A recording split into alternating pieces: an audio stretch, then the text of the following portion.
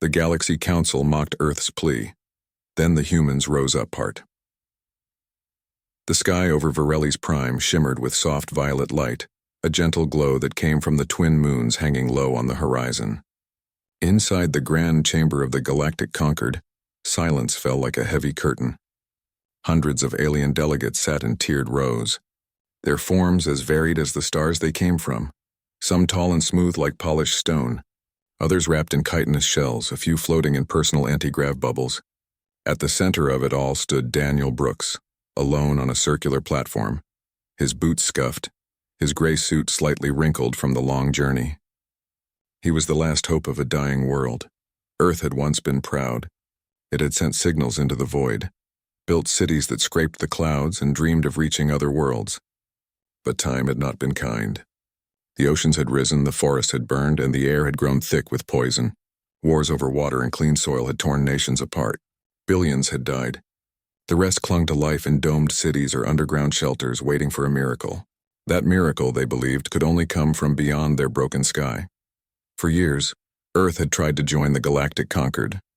They sent messages, built listening posts, even launched peaceful probes carrying greetings in every human language. But the Concord ignored them. Humanity was deemed too young, too chaotic, too violent to be worthy of contact. Then when Earth's biosphere began its final collapse, the United Earth Assembly made one last desperate move: send an ambassador to plead face to face. Daniel Brooks was not a soldier or a politician. He had been a marine biologist studying coral reefs off the coast of what used to be Florida, before the sea swallowed it whole. He understood life, how fragile it was, how precious. That was why they chose him, not to threaten but to explain. To make them understand that Earth was not just another rock in space. It was home. He cleared his throat. His voice, though quiet, carried through the chamber thanks to the translation field humming around him. Honorable members of the Concord, he began. I come not as a conqueror, not as a traitor, but as a neighbor in need. He spoke of the storms that now raged for months without end, of children born with breathing masks because the air outside could kill them in minutes, of scientists working in underground labs trying to grow food from dust and hope. He asked for three things: atmospheric stabilizers to cool the planet, clean energy cores to replace the dying reactors, and safe passage for a fraction of Earth's population to settle on uninhabited moons or asteroids. For a moment, there was stillness. Even the ever-chattering Zenthari stopped clicking their mandibles. Then from the Kalari delegation, a tall, silver-skinned race known for their rigid order and cold logic, the lead envoy rose. His name was Virek Soln, and his voice dripped with disdain. You expect us to divert resources, he said, for a species that spent its entire history waging war on itself? You burned your own forests, poisoned your own rivers, and now you beg for our help like lost pups? A ripple of laughter spread through the chamber. The Zenthari let out a series of sharp, buzzing chuckles. A reptilian delegate from the Vorak block snorted, smoke curling from his nostrils. Even the usually calm Mirelli, amphibious beings from a water-rich world, shifted uncomfortably in their fluid-filled seats. Daniel did not flinch. He looked each of them in the eye, or in the case of the multi-eyed Zenthari, in the cluster of eyes, and said, We made mistakes, terrible ones, but we learned. We changed, and we are still trying. Isn't that what intelligence is? The ability to see your errors and choose a better path. Virek Soln waved a long three-fingered hand. Sentiment, poetry, these do not feed starving worlds or cool boiling oceans. The Concord exists to preserve galactic stability, not to rescue failed experiments. The vote was called. One by one, species after species cast their decision. Red lights flared across the chamber. Rejection. No aid, no membership, no second chance. The motion failed by a unanimous vote. Not a single delegate sided with Earth. As Daniel stepped down from the platform, his legs felt like stone. He walked slowly through the grand archway, past guards whose armor gleamed like ice, and out into the violet twilight. Behind him, the laughter continued. Someone, maybe a Zenthari aide, shouted, Go home, little ape. Build your own sky. Back aboard the Earth vessel, Horizon's Edge, Daniel sat in the dim cabin, staring at a small hollow image of his granddaughter. She was 6 years old, living in a sealed habitat beneath the ruins of Denver. Her name was Lily. She had never seen a real tree, never felt rain on her skin. He had promised her he would bring help. Now he had nothing to give her but silence. The ship's pilot, a quiet woman named Carla Jensen, entered without knocking. She had flown him across 30 light-years, never once complaining about the rations or the cramped quarters. She placed a cup of synthetic coffee on the table and sat across from him. "They said no," she said. It wasn't a question. Daniel nodded. They laughed. Carla looked out the viewport at the swirling nebula beyond Varelli's prime. "Then we go back," she said, "and we tell them the truth. Not that we failed, but that they failed us." The journey home took 6 weeks. During that time, Daniel barely spoke. But Carla sent coded messages ahead, not to the government, but to certain people, engineers, pilots, teachers, doctors, who had been waiting for a sign. When the horizon's edge finally dropped out of warp near Mars, the message was already spreading across Earth's networks. They laughed. Now we act. In hidden bunkers beneath the Sahara, in orbital dry docks circling Jupiter, in underwater labs off the coast of drowned Tokyo, lights flickered on. Machines that had been idle for years hummed back to life. Blueprints were unsealed, training programs activated. The world had spent decades asking for mercy. Now it would build something else. Daniel returned to Earth not as a diplomat but as a witness. He stood before the emergency assembly in Geneva, his voice stronger now. "They think we are weak because we asked for help," he said.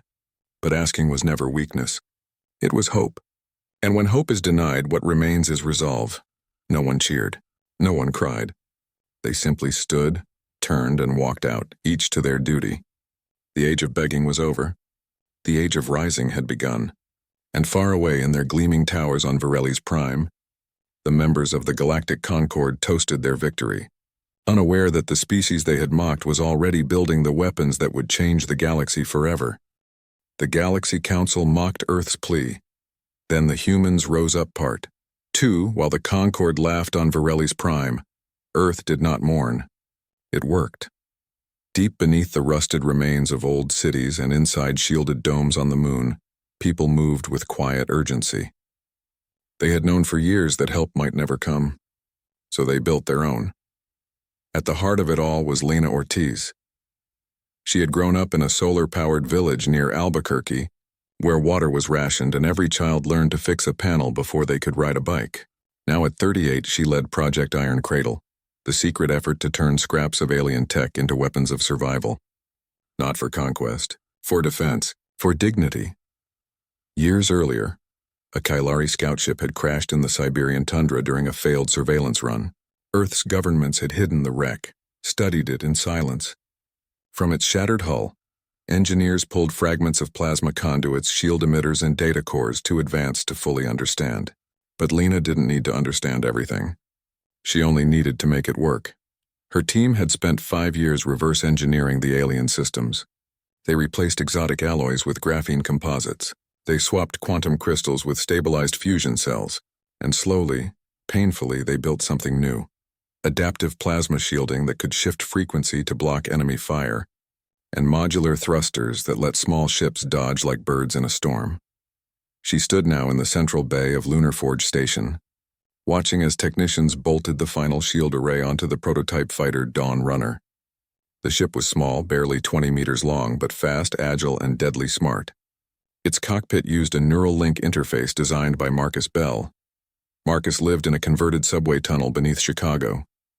Once a champion esports player known for his lightning reflexes and unshakable calm, he had been recruited after the Great Grid Collapse of 2298, when he single-handedly rerouted emergency power across 3 states using nothing but a hacked console and sheer will. Now he designed the mind-machine bridges that let pilots control ships with thought alone.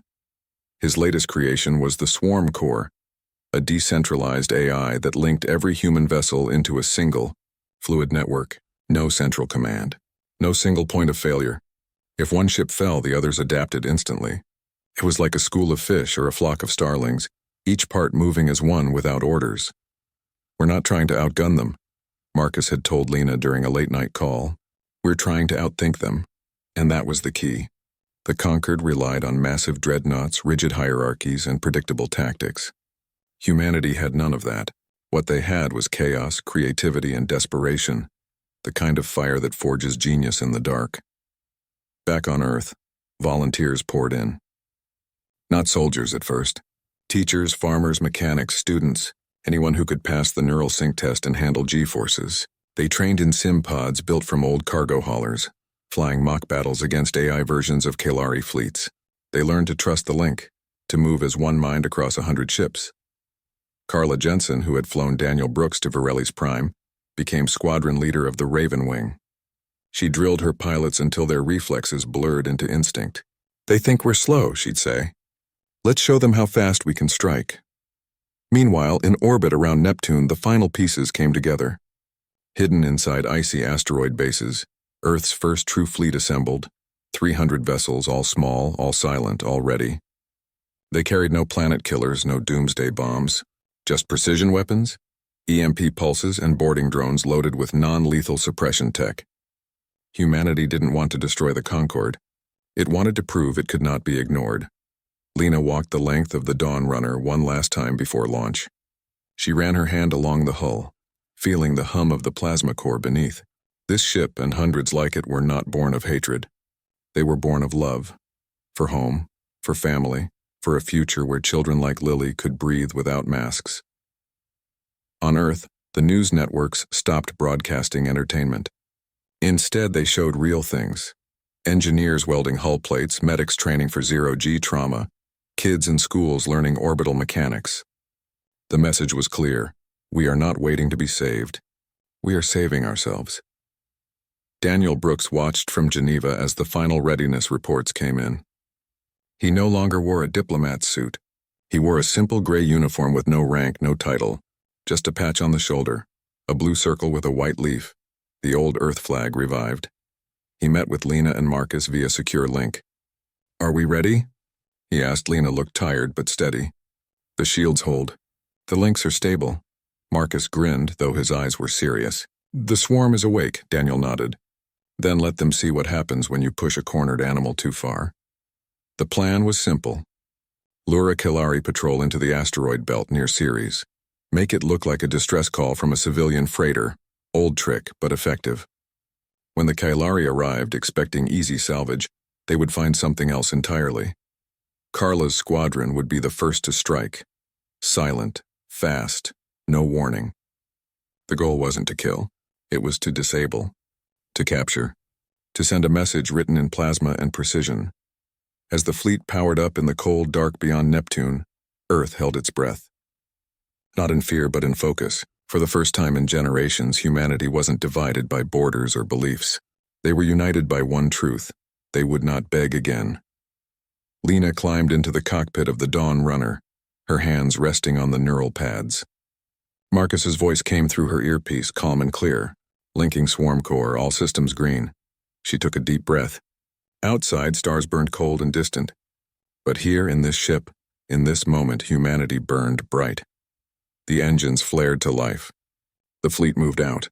And far away on a silver throne in a crystal hall, Virek Soln sipped his ceremonial nectar, unaware that the little apes were already on their way, and they were not coming to talk. The Galaxy Council mocked Earth's plea. Then the humans rose up part. The Kalari patrol ship, Azure Maw, drifted through the silent dark near the asteroid belt, its silver hull glinting in the distant light of the sun. On board, Commander Vex Tor stood on the command deck, arms crossed, eyes narrowed at the distress signal blinking on his screen. It came from a small freighter, human by the crude design, listing badly near Ceres. Its comms were broken, its engines dead. Easy salvage. Easy credits. Vex had heard the rumors. The humans had been quiet since their humiliating rejection at the Concord. Good. Let them rot on their dying rock. He gave the order to move in. No need for caution. Humans were no threat. What he did not see were the shadows clinging to the asteroids. Small, dark shapes, engines cold, weapons ready. Carla Jensen watched from the cockpit of her fighter, Raven 1, her breath slow and steady. Around her, 299 other ships held position, linked by Marcus Bell's swarm core. Not a word was spoken, not a signal sent. They waited. The Azure Maw slowed as it neared the fake freighter, a hollow shell packed with signal emitters and old reactor parts. Vex ordered a boarding team deployed. That was the moment Carla gave the silent command. Engines roared to life. Plasma thrusters flared blue-white as the human fleet surged from hiding. Not in a straight line, not in formation, but in a swirling, chaotic storm, like leaves caught in a hurricane. The Kalari sensors screamed. Alarms blared, but it was too late. Before the Azure Maw could raise its shields, EMP pulses struck from 6 directions at once. Not strong enough to destroy, but enough to fry unshielded systems. Lights flickered. Weapon turrets froze. The ship's main shield generator stuttered and died. Then came the drones. Thousands of them, no bigger than a hand, launched from hidden bays in the human fighters. They swarmed the Kalari hull like angry wasps, latching onto sensor arrays, comms dishes, and engine vents. Each carried a micro-pulse charge that disabled without exploding. Clean, precise, surgical. On the bridge, Vex shouted orders, but his crew was already scrambling in panic. "Who are they? How did they get here?" one officer cried. "They're humans," Vex snarled. Impossible, but it wasn't impossible. It was happening. Inside the Swarm Core network, Marcus Bell sat in his Chicago bunker, eyes closed, fingers dancing over a holographic console. He wasn't just watching the battle, he was feeling it. Every ship, every pilot, every drone fed data into his mind through the neural link. He saw the gaps in Kalari defenses, the blind spots in their rotation, the weak points in their armor. He sent silent commands, adjusting flight paths, timing strikes, rerouting power. Lena Ortiz led the second wave, her Dawn runner weaving through enemy fire like a ghost. She targeted the Azure Maw's main thrusters, not to destroy, but to cripple. 2 precise shots. The Kalari ship shuddered and lost forward momentum, spinning slowly in the void. Carla's squadron focused on the escort vessels, smaller, faster, but still dangerous. They used hit-and-run tactics, darting in, firing short bursts of ion rounds to disable weapons, then vanishing before return fire could lock on. The Kalari, trained for large-scale fleet battles, had no answer for this. Their rigid formations broke apart. Confusion spread. 17 minutes. That was all it took. The Azure Maw hung dead in space, its crew stunned, its weapons silent. The escort ships were either disabled or fleeing. Not a single human ship had been lost. A few had taken minor damage, but all were still flight-ready. Carla ordered boarding teams in. Not soldiers with guns, but engineers and linguists in armored suits, carrying stun pulse emitters and data siphons. They breached the Kalari airlocks with quiet efficiency. Inside, they found chaos. Officers shouting, systems offline, the proud crew of the Azure Maw on their knees. Lena entered the bridge last. Vextor stood alone, his silver skin pale with shock. He glared at her. "You dare board a conquered vessel?" "We dared to defend ourselves," Lena said calmly. "Now we're taking what you stole." Her team moved quickly. They bypassed the ship's main core and downloaded everything. Flight logs, cargo manifests, encrypted communications. What they found made Lena's blood run cold. For years, the Conquered had been mining the outer planets of Sol system, Jupiter's moons, Saturn's rings, even Pluto's ice fields, for rare isotopes. They labeled Earth as uninhabited in official records, ignoring the billions struggling to survive below. They treated the solar system like a warehouse, not a home. Lena copied the data onto a secure drive. Then she looked at Vex. "Tell your masters this. Earth is not empty, and we are watching." She left him alive. No executions. No torture. Just proof and a warning. Back on Earth, the news spread like wildfire. Footage of the battle, silent, swift, overwhelming, was broadcast on every channel. People gathered in domes and tunnels, eyes wide, hearts pounding. For the first time in decades, they felt pride. Daniel Brooks stood in the Geneva Command Center, watching the data stream in. He turned to the global feed and spoke, not as a diplomat, but as a witness. "We did not start this war, but we will end it on our terms." The captured Azure Maw was towed to Lunar Forge Station.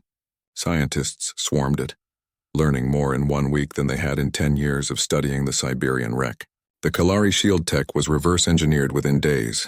The neural interface schematics were shared with every human pilot, but the real victory was not in metal or data. It was in belief. Across the galaxy, other species took notice. The Morelli, long oppressed by Kalari trade laws, sent secret messages to Earth. The insectoid Xanthari, once mocking, now whispered in their hives about the silent swarm. Even the Vorak, proud and warlike, questioned why the mighty Concord had been beaten by primitive apes. On Varelli's prime, panic replaced laughter. Emergency sessions were called. Accusations flew.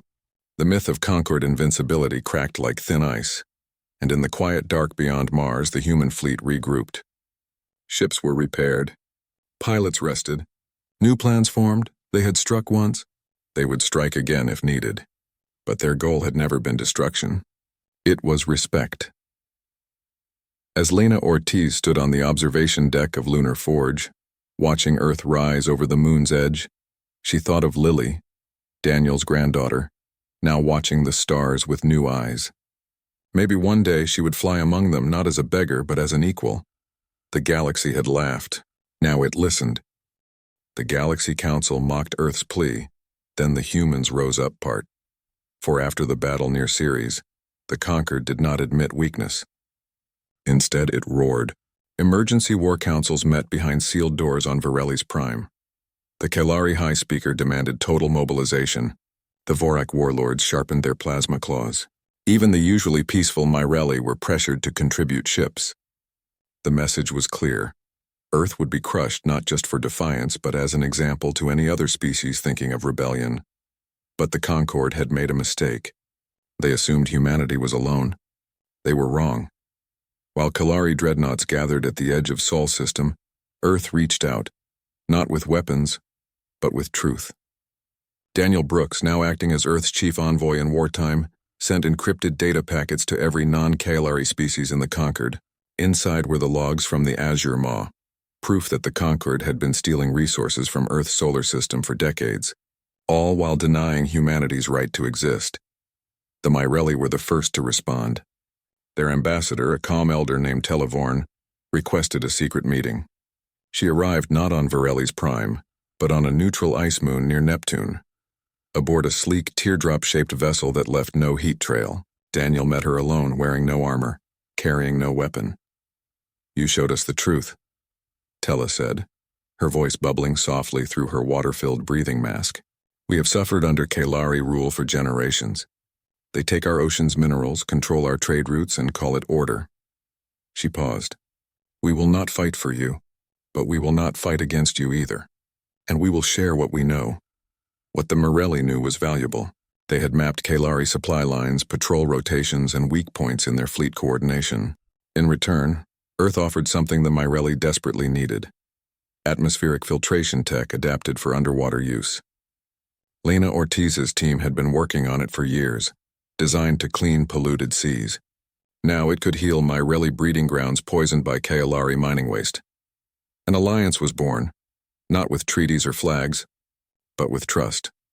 Marcus Bell used the new intel to refine the swarm core. He added Myrelli data streams into the network, creating a hybrid command system that blended human speed with Myrelli precision. Pilots began training with Myrelli navigators, learning to read ocean current-like energy flows in space that Kalari sensors ignored. Meanwhile, unrest spread across the Concord. On the desert world of Xylos, Vorak laborers refused to load warships. On the jungle moon of Kethra, Xanthari hive mothers withheld drone production. Whispers turned to shouts, "If humans can stand, why can't we?" The Kalari tried to silence them. Dissenters vanished. Broadcasts were censored. But the truth, once released, could not be put back in its box. Back on Earth, the cost of the first battle weighed heavy. 37 volunteers had died, not in combat but in a reactor overload during the retreat. Their names were read in every dome, every colony, every ship. Marcus, who had felt their final moments through the neural link, grew quieter. He spent nights rewriting the swarm core's protocols, adding layers of safety, rerouting power faster, ensuring no pilot would be left behind again. Lena pushed her team harder. They upgraded every ship with Morelli stealth coatings that bent light and heat. They built new drones that could latch onto enemy vessels and drain their power without destruction. "We don't want to kill," she told her engineers. "We want to stop them from hurting anyone else." Carla Jensen trained her squadron in new tactics, using asteroid fields as cover, mimicking solar flares to blind sensors, even flying in perfect silence for hours to avoid detection. Her pilots were no longer just fighters. They were guardians. Then came the second strike. This time the target was not a patrol but a Kalari supply hub orbiting a dead star near the edge of human space. The Concorde used it to refuel warships and store stolen resources, including Earth's own helium-3 from lunar mines. The attack was swift. Human fighters, cloaked in Myrelli stealth tech, slipped past outer defenses. EMP pulses knocked out the station's shields. Boarding teams, human and Myrelli together, secured the core. They didn't destroy the station. They emptied it. Every crate of stolen ore, every data core, every log was taken. Then they broadcast the entire inventory across the galactic net. The message was simple. This belongs to those you stole from. The Concorde panicked. The Kalari accused the Myrelli of betrayal. The Vorak demanded answers. The Zenthari hives went silent. The unity that had held the Concorde together for centuries began to unravel. On Earth, hope grew. Farmers planted new crops using Myrelli bioseeds that thrived in poor soil. Children learned alien languages in school, not as enemies but as potential friends. Engineers worked side by side with Myrelli scientists in orbital labs, building better filters, better shields, better futures. Daniel stood before the United Earth Assembly again, not to plead but to report. "We are no longer alone," he said, "and we are no longer weak." Marcus, watching from Chicago, finally allowed himself a small smile. The swarm core now pulsed with more than just human thought. It carried the calm logic of the Myrelli, the quiet strength of a people who refused to be erased. Lena looked up at the stars from Lunar Forge, knowing that somewhere out there, other species were watching Earth not with scorn but with hope. Maybe one day they too would rise. The Concorde still had more ships, more weapons, more power. But it no longer had fear on its side, and in the cold dark between stars, that made all the difference. The Galaxy Council mocked Earth's plea, then the humans rose up part. The final meeting of the Galactic Concorde did not begin with war. It began with silence. The Grand Chamber on Virelli's Prime was full, but no one spoke. The Kailari sat stiff in their silver robes, their faces unreadable. The Vorak shifted in their armored seats, claws tapping nervously. The Zenthari kept their wings folded tight. And in the center, where once a lone human had stood begging, now sat a delegation of 3. Daniel Brooks, Televorn of the Myrelli, and a young engineer named Lena Ortiz. They had not come with weapons. They had not come with threats. They had come with proof. Daniel placed a small data crystal on the central podium. It glowed faintly blue. "This contains every log, every order, every stolen shipment from Earth's solar system," he said, his voice calm but firm. "It shows how the Concorde labeled our world uninhabited, while mining our moons, draining our asteroids, and ignoring our people's suffering. It shows lies told to maintain control." A murmur spread through the chamber. The Myrelli delegation nodded. So did the Zenthari hive mother, her many eyes blinking in slow agreement. Even some Vorak elders leaned forward, their usual aggression replaced by doubt. Virek Soln, the Kalari high speaker, rose slowly. His voice was cold but weaker than before. "This is edited, fabricated, a trick to divide us." Televorn floated forward in her water-filled suit. "We verified the data ourselves," she said. "It matches our own records of stolen ocean minerals, blocked trade routes, and silenced voices." The Concorde did not bring order. It brought control. Then Lena spoke. She was not a diplomat, but she carried the weight of every engineer, every pilot, every child who had grown up in a sealed dome. "We didn't want to fight," she said. "We asked for help. You laughed. So we built our own way, not to destroy you, but to make sure no one else is treated like we were." The chamber fell quiet again. This time the silence was different. It was the silence of realization. One by one, species that had long suffered under Kalari rule stood. The insectoid Zenthari hive mother clicked her mandibles in formal dissent. The Vorak elder slammed his fist, not in anger but in agreement. The aquatic Myrelli raised their webbed hands in unity. Even the small, timid lumen, beings of light who rarely spoke, pulsed in support. Faced with total collapse, Virek Soln had no choice. He could order war, but half his fleet might refuse. He could deny the truth, but the evidence was too strong. So for the first time in conquered history, a Kalari leader yielded. "Earth will be granted full membership," he said, the words tasting like ash. "Reparations will be paid. Stolen resources will be returned. And Earth will hold a permanent seat on the Security Synod. No cheers erupted. No applause. Only a slow, deep breath from every corner of the chamber. A new balance had been born, not through force alone, but through truth, courage, and the refusal to be ignored. Back on Earth, the news spread fast. In domes across the planet, people gathered not to celebrate, but to reflect. Children looked up at the sky with new eyes. Farmers planted seeds in soil now enriched by Mirelli biofilters. In schools, teachers spoke not just of human history, but of galactic responsibility. The first joint human Mirelli research station powered on above Mars. Its purpose was not war, but healing, studying how to restore damaged worlds, clean poisoned seas, and grow food in barren places. Marcus Bell helped design its neural network, this time built for cooperation, not combat. Carla Jensen retired from active flight duty, but not from service.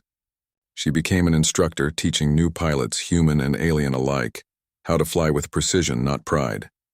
Her lessons were simple. Speed wins battles. Wisdom wins peace.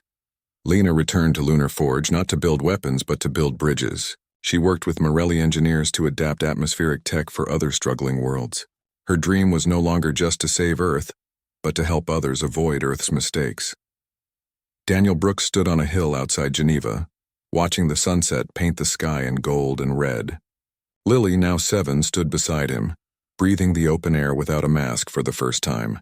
She pointed to a bright dot moving slowly across the sky, a human ship flying not to war but to a trade summit on a Mirelli moon.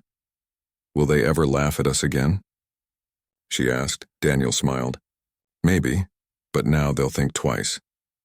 In orbit, the Odyssey Array, the network of quantum beacon satellites, hummed softly, linking Earth to allies across the stars. It was no longer a weapon. It was a lifeline. The conquered still existed, but it was changed. No longer ruled by one species, it became a true council. Messy, slow, sometimes frustrating, but fair. Earth's voice was heard, not because it shouted the loudest, but because it had earned the right to speak. Years later, historians would call it the turning. Not a war, not a revolution, but a quiet shift in the balance of the galaxy. It began with a plea. It ended with respect. And far out in the dark, beyond the edge of known space, other young species watched. They saw what happened when a small, broken world refused to give up. They saw that even the weakest voice could shake the stars, if it spoke with truth and stood with others. Earth was no longer a beggar. It was a builder, a teacher, a friend, and the galaxy, once mocking, now listened, not in fear but in hope.